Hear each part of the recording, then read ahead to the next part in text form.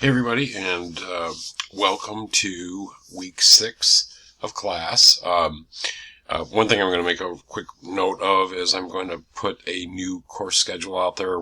I made an error in it, and in the dates, and I apologize for it. I think you guys probably all pretty much figured it out, but the dates on some of the Wednesdays were incorrect in the schedule up to this point. So I've updated those, and I'll get the updated schedule out there if you'd like.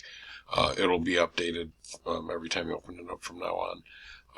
And if you need to, go ahead and re-download it and print it, if that's what you're doing. Feel free to do that. But I apologize for that up front, just so you know. Anyway, so last week we started, we worked on our chapters on, we talked about working capital management.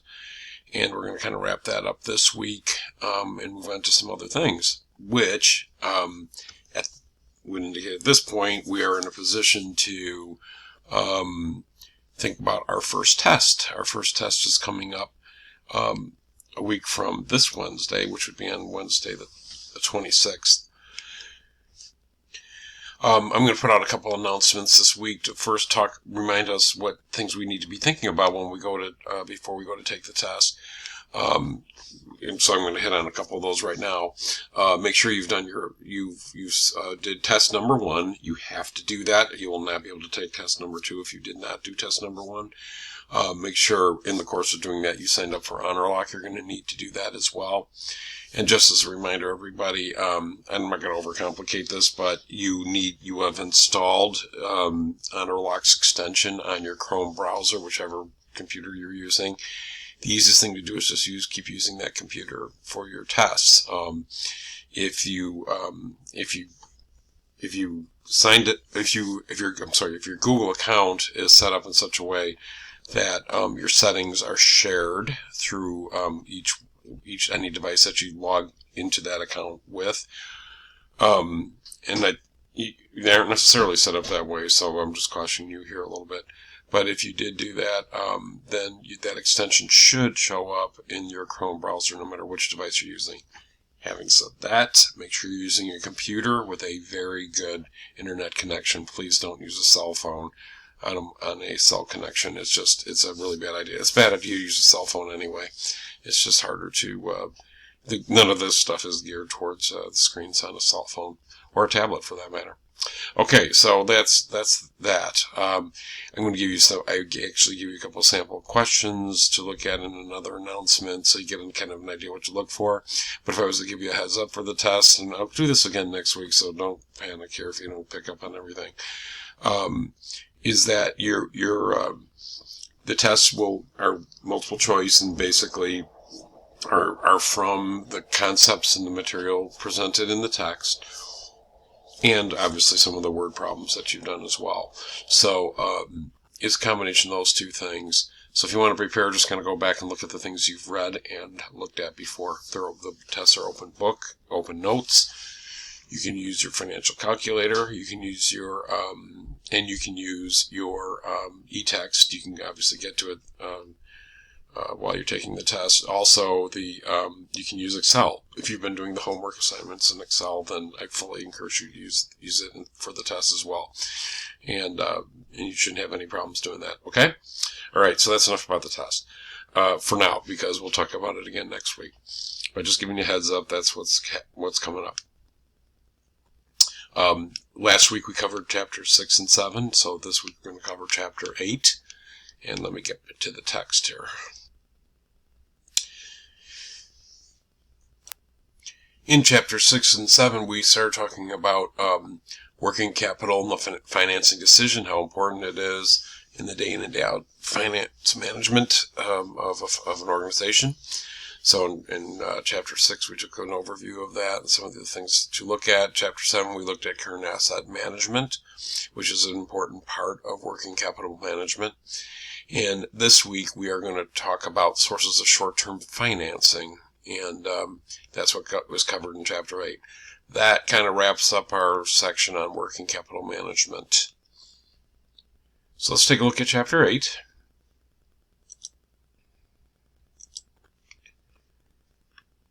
I actually going to make a point of distinction here. I think it's really important. A lot of what there isn't presented in the text are things as they are available in regular kinds of things that larger organizations use in terms of short-term financing decision making.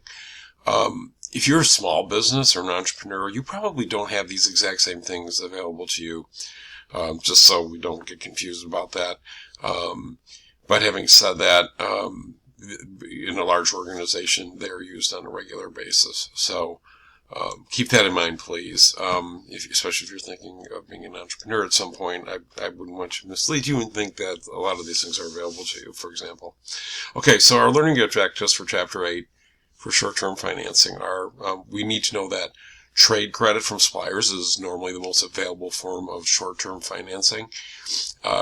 You'll get the full explanation in the text, but it's very standard invoice terms to have a net figure and then a due date on your bill. So if you pay your bill early, you actually take a discount, and most organizations take full advantage of that. So when they go to pay the bill, they're actually paying at a discounted rate. Then you want to recall that bank loans are usually short-term and should be paid off from the funds from the normal operations of the firm. Easier for larger organizations to do normally than smaller ones, because smaller ones might be fighting for working capital at all. And so that sounds like a good idea, and it's probably a necessary one, but sometimes in the short term when you're managing a small business, it doesn't quite work out that way. And obviously not sustainable. You don't want to keep doing that forever. There's a vehicle called commercial paper, which large organizations use all the time. You want to just understand what goes into commercial paper, how that affects the short-term financing of large organizations. You want to discuss how using accounts receivable and inventory as collateral for a loan, the firm may actually be able to borrow larger amounts when they put up their existing receivables and their existing inventory, those assets, short-term assets, for the purposes of borrowing money. Done it many times as a small businessman, so it's really not that uncommon. And then there's a kind of an approach that says if I hedge some of what I do, I might be able to mitigate risk to a certain degree. And they give some real good examples of that, but this idea of hedging is done on a very regular basis. Not to be confused with hedge funds and things like that, just it's an actual finance concept. So take a look at that at the end of the chapter. Again, if you have any questions about anything that you come across in Chapter 8, don't hesitate to ask. If any of you would like to set aside some time to ask me some questions about things you're not so clear about, certainly as we head into preparing for the test, also please don't hesitate to do that. Send me a email, ND2L. Give me 3 times you can meet, and one of them I'm sure will work. But also tell me exactly what it is you're trying to, kind of get clarified. It'll really help me prepare for for good ways for us to have that conversation. Okay, so don't hesitate to do that, please. That's what I'm here to help you do that.